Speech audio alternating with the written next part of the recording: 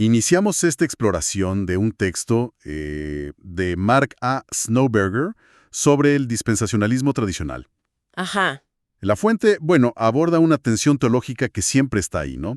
La relación entre el Antiguo y el Nuevo Testamento. Sí, sobre todo entre Israel y la Iglesia. Exacto. Nuestro objetivo hoy es, pues, desentrañar las ideas clave de este sistema. Empecemos por el contexto. ¿Qué situaciones históricas prepararon el terreno para su desarrollo? Bueno, fíjate que el texto nos recuerda esas tensiones iniciales en la Iglesia. ¿Recuerdas? Sobre la inclusión de gentiles, Hechos 8 y 9. Claro, y el debate sobre la ley. Eso, en Hechos 15. Hubo propuestas radicales, como la de Marción, que quería, desechar el Antiguo Testamento por completo. Uf, fuerte. Era una forma de mantener la unidad bíblica, digamos. Entiendo. Entonces, frente a esa tradición alegórica, ¿cómo encaja el dispensacionalismo? Pues surge justo de ahí, de buscar un equilibrio. Quieren mantener la unidad de la Biblia, sí, pero a través de una interpretación que respete más el sentido histórico, el sentido gramatical original. Lo que a veces llamamos lectura literal, ¿no? Exacto, aunque el texto prefiere llamarla originalista, como veremos.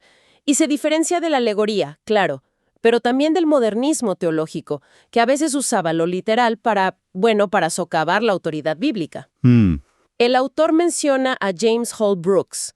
Su énfasis en la espiritualidad de la Iglesia fue bastante influyente. ¿En qué sentido? Argumentaba que la Iglesia del Nuevo Testamento es una entidad fundamentalmente espiritual, distinta del Israel del Antiguo Testamento, y por eso, decía él, no tiene un mandato institucional para ejercer poder civil, por así decirlo. Entendido ese trasfondo. El texto destaca 3 elementos esenciales. Los llama los sine qua non. ¿Podríamos revisarlos? Por supuesto. Snowberger, que adapta una lista previa de Charles Ridey, identifica 3 pilares. Primero, una distinción clara, constante entre Israel y la Iglesia. Son entidades diferentes en el plan de Dios. Ok, el primero. Segundo, una metodología de interpretación que él llama originalista. Dice que es más precisa que simplemente literal. Interesante.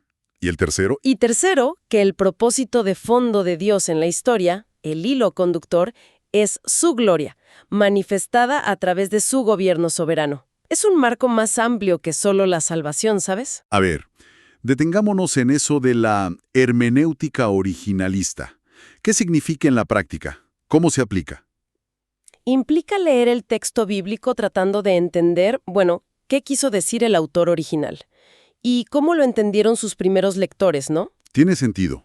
Y algo crucial, rechaza la idea de que revelaciones posteriores cambien o anulen ese significado original. Dame un ejemplo. Claro. Por ejemplo, las promesas a Abraham sobre la simiente, su descendencia étnica, y la tierra, que es Canaán geográficamente. Un originalista las entiende en esos términos literales originales. Ajá. Aunque luego, Gálatas 3 habla de Cristo como la simiente singular y aplica simiente a la Iglesia por analogía. ¿Sí? Esta visión sostiene que eso no borra la promesa inicial a los descendientes físicos de Abraham, no la anula. Y lo mismo con el término Israel. ¿Que no se convierte en iglesia? Exacto. Argumentan que siempre se refiere al pueblo étnico. Se distancia entonces de lecturas tipológicas donde el sentido literal como que se desvanece ante un antitipo posterior. Entendido.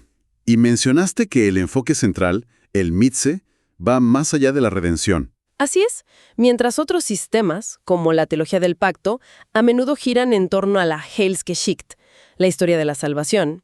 Sí, es un término conocido. El dispensacionalismo propone la Reichsgeschichte, o sea, la historia del reino o del gobierno de Dios. Es un marco más abarcador. Que incluye más cosas. Exacto. Busca incluir toda la actividad divina, creación, aspectos civiles, ángeles, no solo la salvación humana. La historia bíblica se ve como una serie de dispensaciones. Administraciones distintas, ¿no? Eso, administraciones divinas distintas. Dios gestiona su relación con la humanidad y el mundo de maneras específicas en cada etapa. Y los pactos bíblicos, Noé, Abraham, Moisés, David, el nuevo pacto, son clave en esa estructura. ¿Y se aplican de forma específica? Muy específica, la mayoría a Israel. Y, importante, no se anulan unos a otros. operan en conjunto, digamos. Y esta forma de leer las Escrituras, esta visión del propósito de Dios, nos lleva de nuevo a la primera característica, la distinción Israel-Iglesia. Exactamente. Es como una derivación lógica. Si aplicas consistentemente esa hermenéutica originalista y entiendes el plan de Dios centrado en su gobierno, bueno, Israel y la Iglesia emergen como dos pueblos distintos. ¿Con programas divinos diferentes? ¿Correcto? Tienen distintas administraciones, o economía, podríamos decir, distintas gestiones y misiones distintas. ¿Cómo serían esas misiones? Israel en el Antiguo Testamento y en la visión futura del milenio funciona más como un reino de sacerdotes, una misión de atracción. Vengan y vean. Ajá. La Iglesia, en nuestra era, tiene una misión más bien espiritual, evangelística. Vayan y digan. Opera dentro de las estructuras civiles, sí, pero sin un mandato de gobernarlas como institución. Y esto suele llevar al premilenialismo, ¿verdad? Cierto, suele llevar a posturas escatológicas como esa, pero Snoeberger las ve más como implicaciones del sistema, no como el punto de partida o la esencia indispensable. Bien, entonces, para ir resumiendo, el dispensacionalismo tradicional, según lo presenta esta fuente, busca coherencia bíblica, Sí, mediante una lectura enfocada en la intención original, la originalista. Organiza la historia alrededor del gobierno de Dios en distintas fases. o administraciones. Administraciones, exacto. Y como resultado, pues mantiene una separación conceptual y funcional clara entre Israel y la Iglesia. Correcto. El argumento de fondo es que este enfoque, permite que cada parte de la escritura hable por sí misma en su contexto original, y así ofrece una visión más completa del plan de Dios, que es multifacético y va más allá de la sola redención humana, aunque la incluye, por supuesto. Esto nos deja quizás con una pregunta para reflexionar, ¿no?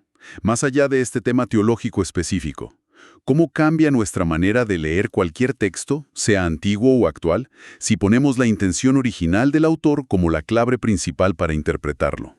Interesante cuestión.